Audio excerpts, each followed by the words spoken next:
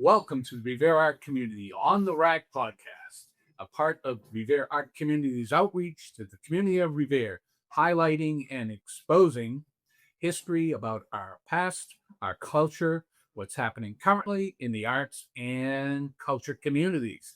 Today, we have a couple of special guests. As you can see, we're all sort of like in that same groove looking. It's all white, dark clothes. But groove is what these gentlemen, I'm not going to say guys, these gentlemen did back in the day. Chuck and Rob, very special things going on in the city of Revere. What I'd like you to do is we'll go from here to here, introduce yourself and tell us a little bit about just a little bit. We'll get into it more, your background, and then we'll talk about what's happening at the Revere Historic Society that is rock and roll, baby. Sure. I'm Bob Nesom. Actually established Hometown Rocks with my friend Chuck. And we grew up in Beachmont together way back in the 60s, early 70s. And that's where my parents landed when I was about 4 years old. And from there in the 70s, they moved to Revere Beach Parkway by the Everett line down there up off Broadway. So it is there when the little after when my family moved there, Chuck and I were in got a band together with some others and used to play down in my basement and all, and it really took off. And we played a lot of music with Haven. And with who? Haven. Who's Haven? Okay, Haven originally there were a few different members over time, but it was Chucky. There was Chucky, myself. There was Lee Leffler. There was a fellow named Joe Gould from Winthrop, and then eventually it was Jimmy Butts from Reveal. We're all eventually Jimmy Butts. God, that's the name. And what street was that on? That was Revere Beach Parkway when we started. You played at the club, the Cellar, at Revere Beach Park. At the Cellar, right? Did a lot. It turned into sort of like a club where the door was the door leading down to the finished basement. We leave unlocked. So while we were rehearsing, we were practicing, we didn't know who would end up there. Sometimes we'd have like an audience listen to us play. Anyone ever walk into this? I think maybe I think maybe a couple of times, but I just private or something. And Chuck, a little bit about you. Yeah, Chuck Vitale. Bob and I, like Bob says, we go way back. 15 years old, down Bob's cellar in a band called Haven. So Haven was our first serious band. Prior to that, I played with Craig Burdick, Beachmont guy, and Dana West, guitar virtuoso. What band was that called? That was called The Crystal Sun. Oh, and Craig Burdick, they live right along the beach, along the wall in Beachmont. And Maddie, Craig's mother, had us play at the Chelsea Soldiers Home. So it was like our first performance. What was that like? So there was, people in wheelchairs moving, coming down. What was the idea? You're actually, and probably had a thought of it while you were doing it. We're performing in front of someone. Yeah, it isn't in my basement or garage. Yeah. And it's funny because I could sing. So Craig knew I could sing. Dana knew I could sing. And they stuck a bass in my hands. Ooh. And so I go on stage with these other guys who could play, and I'm lowering the volume down on the bass, just kind of faking it, But I was fortunate to be able to sing harmonies with these guys like the Beatles did. I'll mention the Beatles a few times because, of course, they were such a big influence on all of us. Yeah. But so that was the early. I was 14 years old during that. And then Bob and I got together with Lee Leffler, who's from Native Tongue. We feature that band up at HomeTown Rocks at the museum. We will get into HomeTown Rocks. Yep. Well worth visiting, believe me. All right, you're going back a little bit. What I want to ask you is, we all discovered the radio probably the 5th or 6th grade when we had our transistors. Oh yeah. And we'd turn them on, and I could remember walking around and everyone would have it on. MEX, RKO. All right. What were the tune then that inspired you to think you could possibly do something like that before you got into your basement and really Yeah. did it. Good. Okay, what's the I don't understand. What are the tunes From who were the the AM influences from your AM radio days when you started discovering? Oh, that's a good question.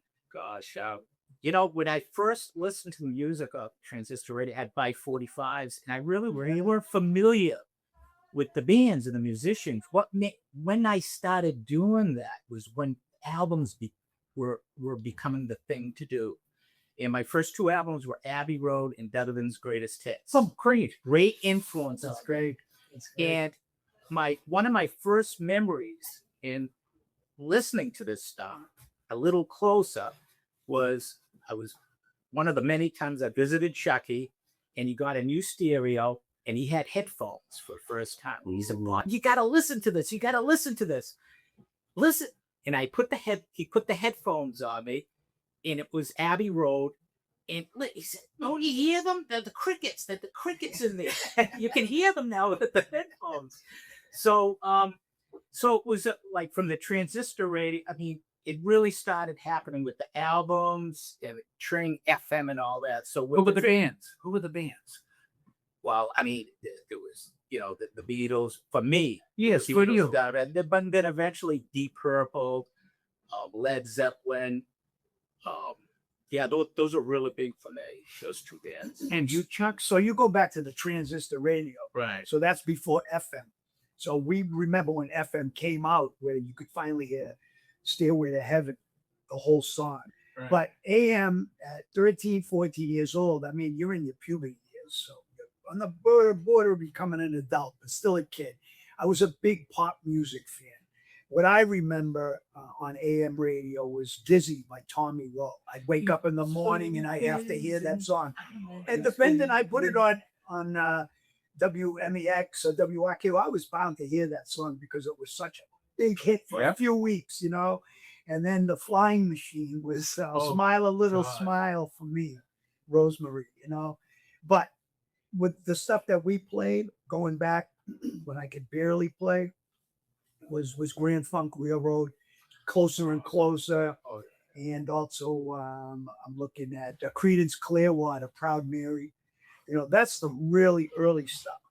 I didn't even attempt to play the Beatles stuff back then. We probably did one or two Beatles songs, but AM radio, I remember having my AM radio down the Cape. If we had our own little radio, Yeah, you could carry it in you your carried it in your pocket. pocket. With And I the remember antenna up and being down Cape Cod. I must have been 13 years old with my family. And Kenny Rogers, Tell It All Brother, was Kenny Rogers in the first edition. I love that song, you know. So this is my first interest of breathing in popular music. The top 40, they called it. Every Saturday or every Sunday was WMEX Top 40. And I had that playlist memorized. You know, I knew when Tom Jones was going to come on. I knew when the Monkees were going to come on. God, they were an influence that people at that time yes. never realized what they'd be. I listened to the Monkees. They're a green believer in every one of our generations. That's great. That's great. Okay, so now you get your roots. You start to get into Grand Funk. What was that? Creedence Clearwater. Hot you know. Tuna. Remember Yeah, that? yeah. Allman Brothers started Yeah, showing We yeah. up. took time listening to Alice Cooper. Oh, yeah. I love that. Traffic. All those different bands. I mean, and there's a lot more. Yeah. How much did the blues and black music affect you? You know, Because that's, you go back and Led Zeppelin, you go back and look at the Yeah. Stones, you go back and look at the Beatles. They all played that Yeah. stuff that was called R&B, and Yeah. R&B was influenced from black music. yeah, 1-4-5 progression is you know, technically what the blues is. And you know, I knew the Stones were doing it when the Beatles were doing Kansas City. That was a blues-based chord progression. And Led Zeppelin, I really didn't think about the blues too much. In fact, you know, a lot of guys will kill me for saying this, but I used to say I was so into pop music that I would say the blues music is for people that are sad, and pop, you know, and the Monkees are for people that are happy. you That's know. true in Yeah, many ways. But of course, I can appreciate it. The birth of the blues with the cotton picking slaves, you know, Yeah. down south doing spiritual music. Yeah. And then that African evolved. music and roots, all of that. It all evolved, and I respect it. And I like blues now at my age than I much more than I used to like. Me it. too. It's When I was amazing how younger. with age comes wisdom. And the Wisdom, wisdom is there's a lot more music out there that because I was stuck in one genre, Yeah. I didn't hear or participate in. But when it comes to black music, the what it was multiracial, but I still listen to his music. The Spy and the Family Song. Oh yeah. Been You listen. Stevie Wonder. That's, of course, a genius. Yeah. Sly, first truly pop music that was coming out of black mixed group. Love Sly. He's a genius. Yes. He was ahead of the curve. So now we're starting to get in school. We're getting through school. We're starting to do things that are on our own. There's no longer pre-adults, but young adults. What did you do with the music in your bands? Where did you go? What did you see happen? Well, when Chuck and I were in Haven, we played at school event, like a lot of other bands. School events. We played at the Wonderland Ballroom. We played at the Frolic before Burned Down. We did Half Shell. The Half Shell was it Medford. Yeah. Wherever we could, we'd play. I think one of our first gigs was in someone's living room. Oh yeah. Yeah, it was the at Chelsea. birthday party. The birthday party. Yeah. Whose birthday? It was our drummer's girlfriend. Yeah. I knew it'd be a girl. And it was a bad storm, and I think that We had to we stay overnight. stayed up overnight, so that was very exciting. Of course, boys. All right. What was some of the biggest, in your opinions, with your band together? And I was not here. I left in 77 to go into the music industry. I worked in the dance music side of it, so I didn't see a lot that happened in the 70s and 80s here with you guys. What were the biggest bands you went to? What's some of the biggest venues you played at? And what did you feel about that experience? You want to go first? Yeah. So concerts that I went to, is that No, that you performed. that I performed at over my years. Yeah. What do you think was some of the best? It could be a little itty bitty place. It could be, Yeah. It could be at the Orpheum. I don't care. Just what was it that was like, this was it. This is where you knew in your mind, this is what I want to Well, do, and I'm doing it. That's funny. Bob brought up that we played at high school dances, and we played at I think it was a Garfield 9th grade dance, and we were a couple of years older. Yep. And the girls were standing in front of the stage, and they were throwing flowers at the band. So right there and then, why do we get into this business anyway? If real deep rooted stuff is, to get the chicks, or to get, I don't mean to say it like that, but Yes, he does. but we all want approval. We all want to be liked. And we saw that guitar players were popular. We saw that lead singers were popular. And I love music. I love playing music. That was primary, but secondary, it was for the adulation. I have to say that. We all want we all want to be noticed. So you write a song and somebody says, "What a great song that is." You sing a song, or "What a great vocal part."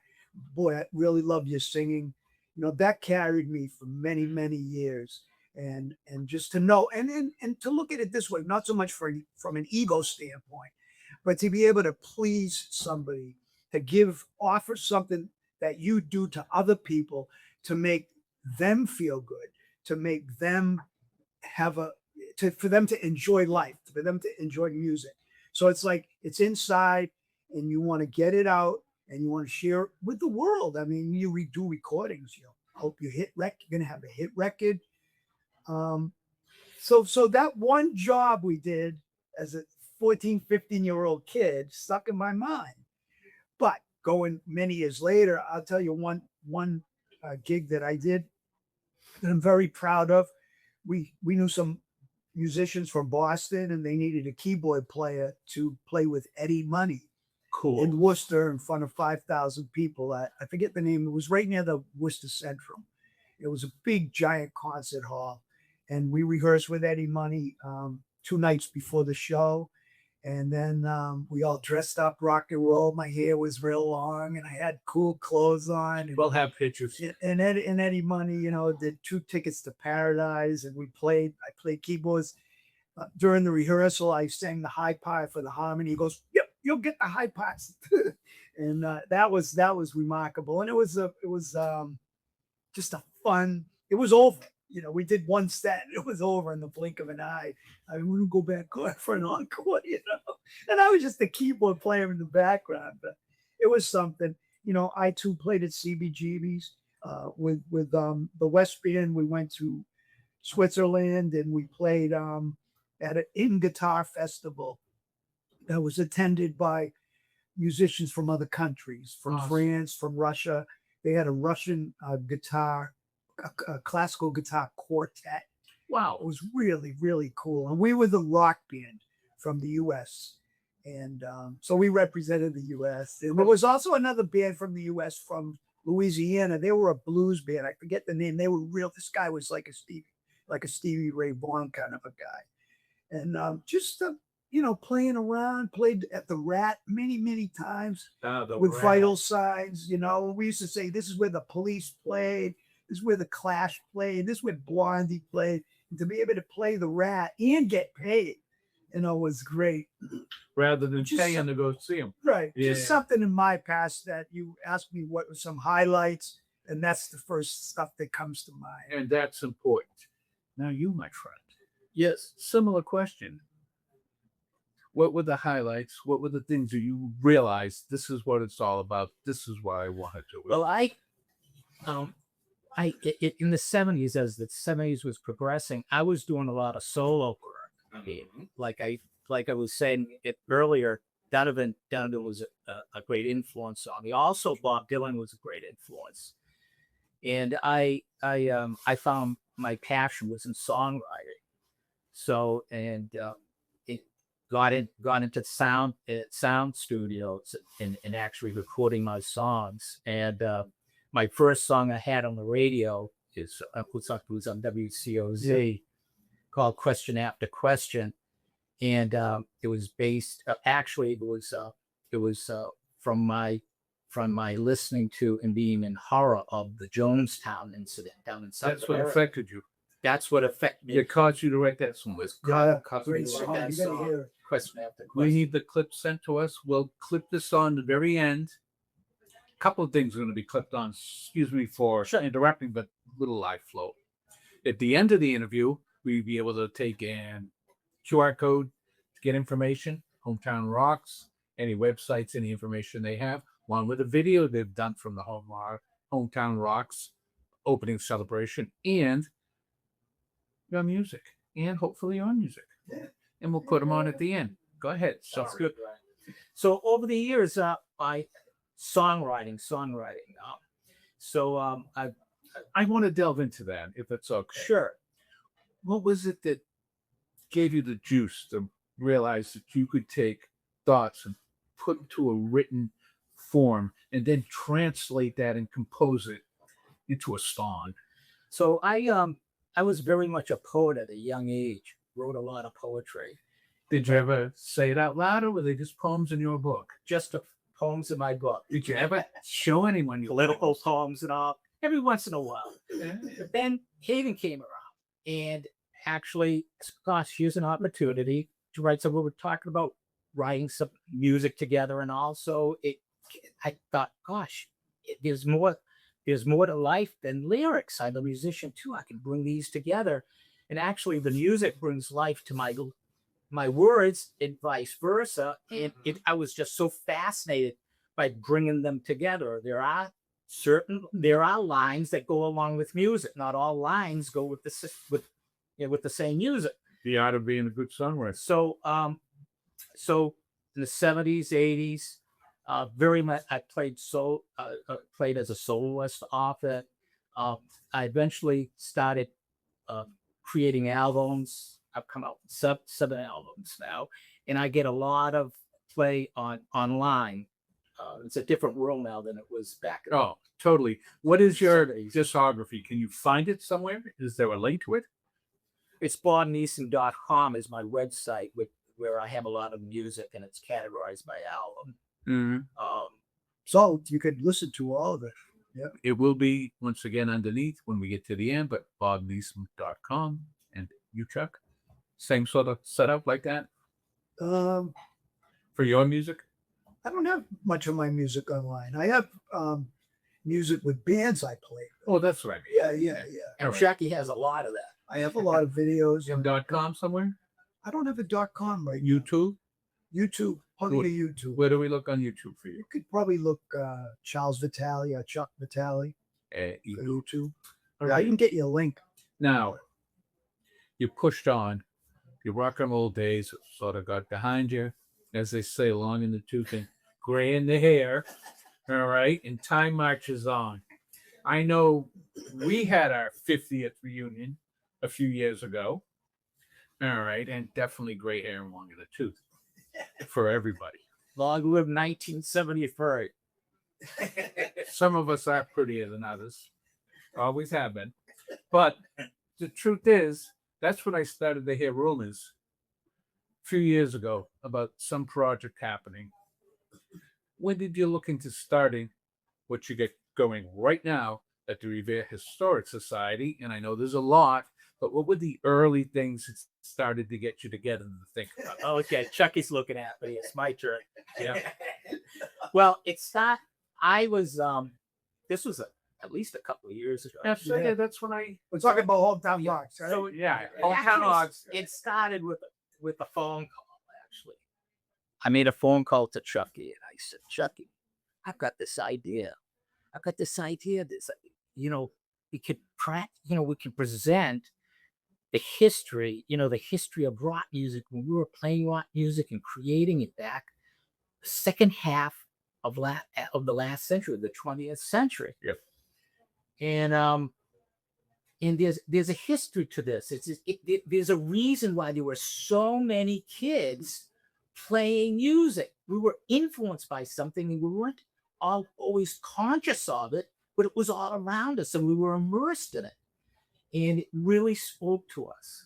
So that led to talking about, okay, the museum. Maybe the museum will put it up. Give us some space, maybe a room, maybe an office that isn't being used. And we're going back of, gosh, would people come? Would people be interested?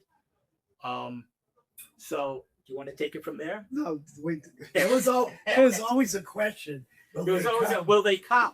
Will they come? We've heard the line, build it, they will come. But Yes, we're not quite and sure. and they, I'm not no suspense, and they did by appointment only for the first 3 or 4 weeks. Yeah. Yeah. 3 weeks. It's well worth going up and seeing.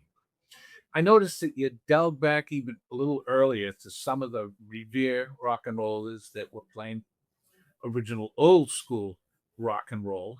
And they're mentioned. We've got a few of them in our history. Oh yes. Yeah. And that's a great thing. So it isn't just, our class. Right. And that sort of click through it thing. Anyone out there from the period where these gentlemen haven't hunted you down yet, found you and said, come participate in what you both talked about, especially you articulated it so well when I asked you, Chuck, about being back in that 14-year-old period at the school they're playing. You were being immersive, and you were sharing a love for something you had with other people that recognized it and loved it also. Right.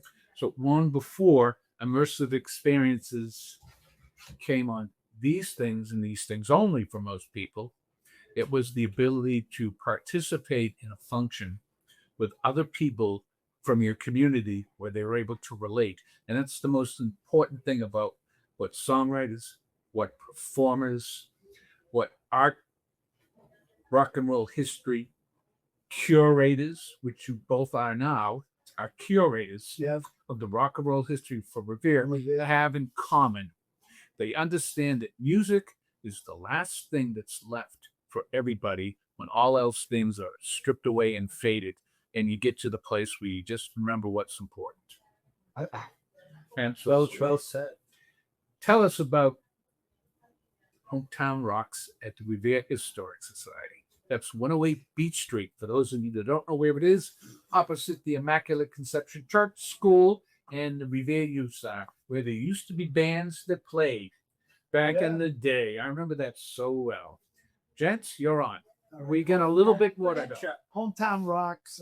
It just grew. It, like Bob mentioned, we thought we are going to have a room a little bit bigger than this, put few posters up.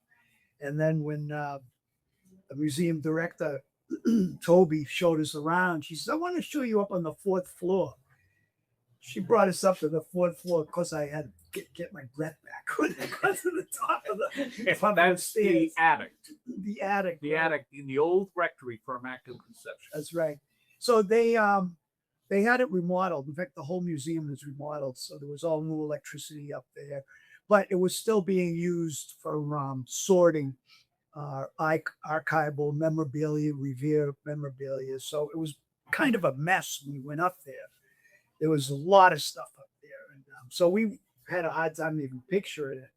But Toby says, yeah, you could close up this area and just set up over here. But he started collecting things, making phone calls to musicians. Some musicians I knew from Facebook, guys I knew when I was in my 20s, reached out to them. Some people didn't participate right away. Some did. Some gave us a bio. They self-wrote like an autobiography for themselves. And they gave us photos and we laid them out. And I became an Adobe Illustrator user for the first time, laying out all those bios. I spent a lot of time on Photoshop, printing, touching up photos, restoring photos, and taking magazine articles and newspaper articles and laying them out so they'll fit on a specific size presentation, a poster, and that's very exciting stuff. And so Bob was showing me some pictures of when we first went up there. And this was a 14-month endeavor too. We didn't go up every Saturday, but we went up 2 or 3 Saturdays. Once we knew what space we had. Yeah, we started going up there and slowly bringing stuff, furniture, bookcases, glass cabinets. If I may add. Go. Okay, at the beginning, we have this space and we have a general idea what we want to do, but no really specifics. We don't want to do bios, but not just frame bios. I know we knew we had to do something with quite a bit of dimension to it. We were thinking how to breathe life into this thing. And so at the beginning, we came up with these ideas, but how do they fit together? Well, they wouldn't fit together. So that was one of the most stressful things in the initial months, was once we had sort of a big picture, we would have to change it because it depended, the way it went depended on what we would find, the stories we would hear, the people would get back to us, the items we would find. So it was really, really quite something. And there were times that was really, really quite stressful. But then we reached a point, we thought, wow, there it is. There's the finish line up ahead. We're ready to open. Yeah, so that was very relieving in me. So, we were practically dancing and singing while we were finishing up. And then came the opening. You had to reply to an email. You had to state your preference of time, and you had to commit that you'd be there. And for 4 weekends in a row on Saturday and Sunday? Just Saturday. Just Saturday. I went to the initial Saturday opening myself. And it was packed. It was great. It was so much fun. And that just continued to happen. I remember Kerry Leppo walking up. I didn't get to be the first hour. I had to go the second. Well, Kerry, it's wonderful. But what I am going to ask is, now that you've got it up and running, you've demonstrated the proof, the concept, you've reached out and attracted individuals to come in and participate in this. What is some of the paraphernalia that you'd really like to get up in there? I envision in my mind, we're getting older. Let's just be honest. We're been proof. I gotta be honest about that. We're in the second half of our lives. and our friends, because I participated in the Revere High School 73 class of coordinating the 50th anniversary. One of the guys does research on who's passed away. And it's 200 plus people, gals and guys, that have all passed from our class. Wow. And I thought it was shocking. And then I learned that that's average. Yeah. That's average. It's not. So people are going to pass away. What's the chances of pushing towards all our musician friends and saying, donate something to this history museum that's you, whether it's a drum set, whether it's something somebody wore, with, you know what I mean? With there's things that are like, rather than sitting in someone's basement of the kids or something, where it could be. Would you like to try to do something like that? Yeah, of course. It's hard to ask somebody for a guitar. But preface it as this is going to be legacy. Yeah. You know, there's what other museum are you going to put your guitar in? Yeah. Well, I have my vintage Fender Coronado 2 from 1966, and I did display it while I was there. It's not something that I would. You're going to let out of sight. I'm not going to leave it up there.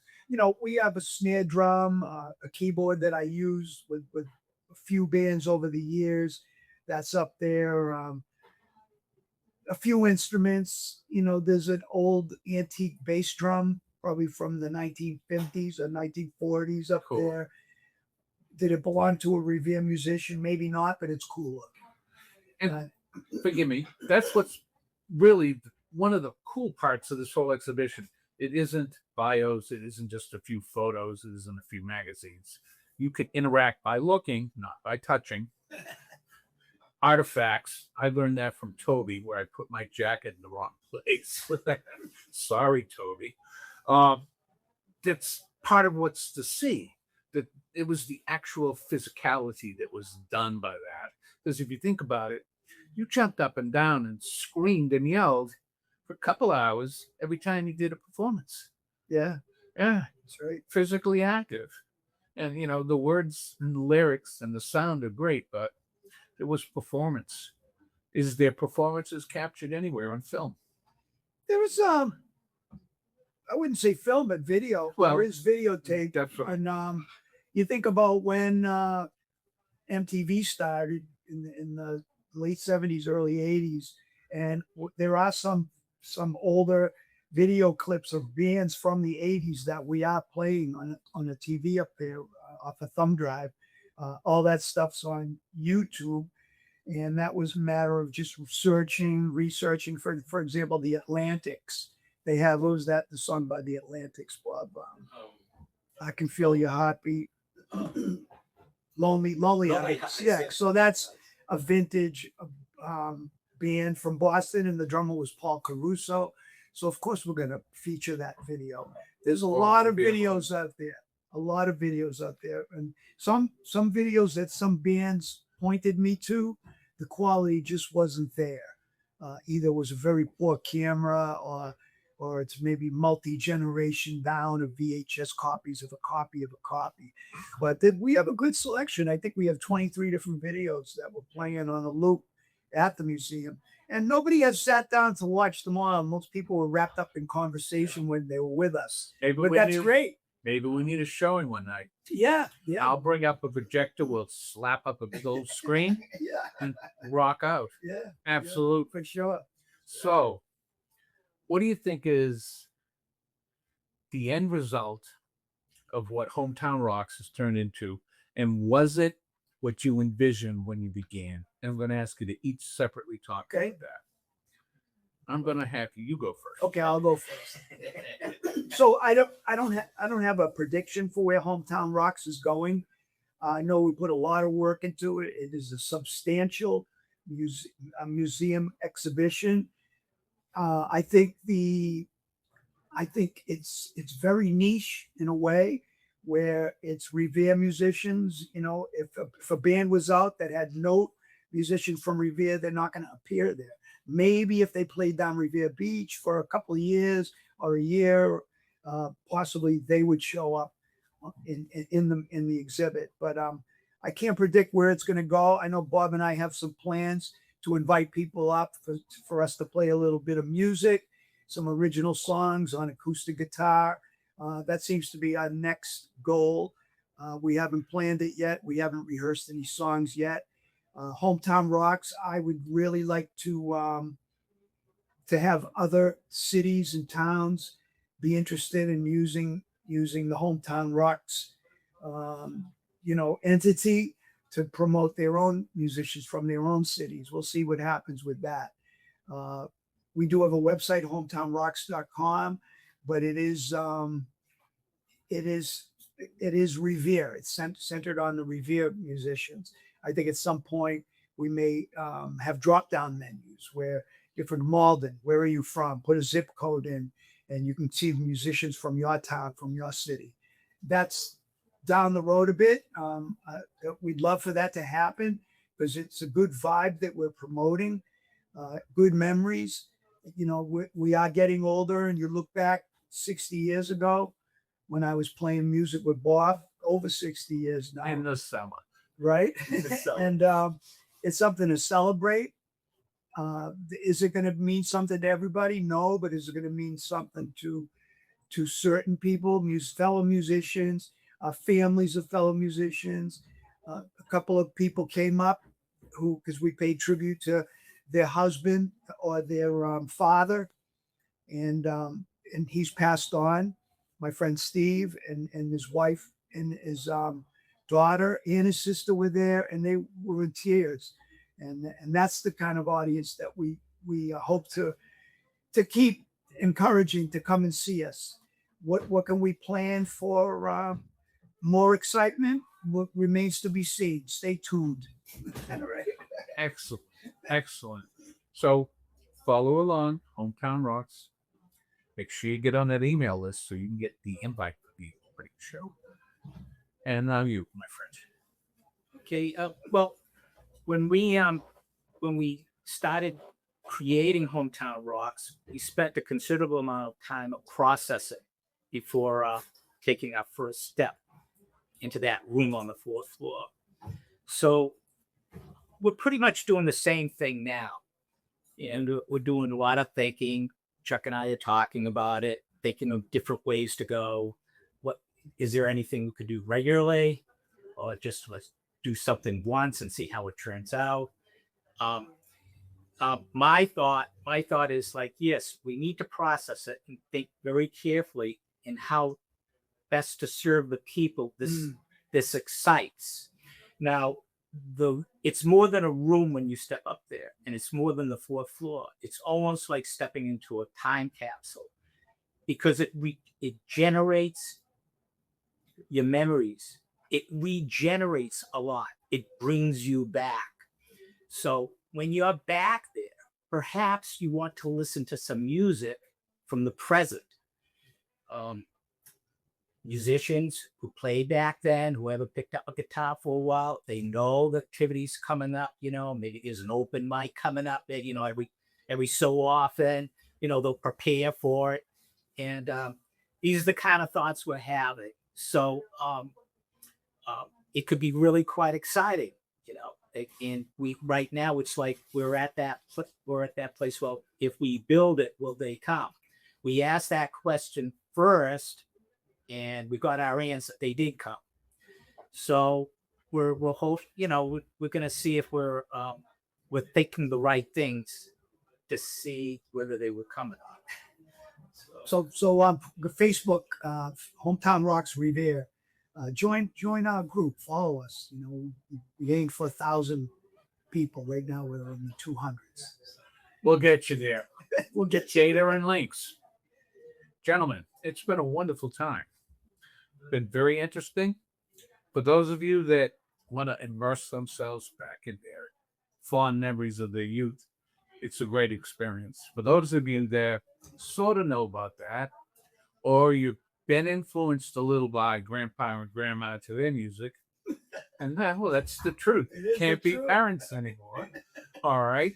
You can experience what something that was, it no longer is, but it's still living on through the efforts, the dedication, the processes of learning new things, technical, curation skills, reaching out to other people. And if you're one of those people that they looked for and couldn't find, please reach out to us to be able to participate in being this. I want to thank you both. Last words? Thank you, Brian. Thanks for having us. Oh, you're more than welcome. Just stay tuned and come visit us. Thank you, Brian. Really appreciate it. And thanks for listening. Well, on behalf of the Revere Art community and on the RAC, I'd like to say thanks, Chuck. Thank you, Robert. We had a great time today, and we look forward to seeing you soon on the RAC. Make sure you follow the end to see the links and the demo information that these guys have. Thank you. Revere rocks. Revere rocks. All right on.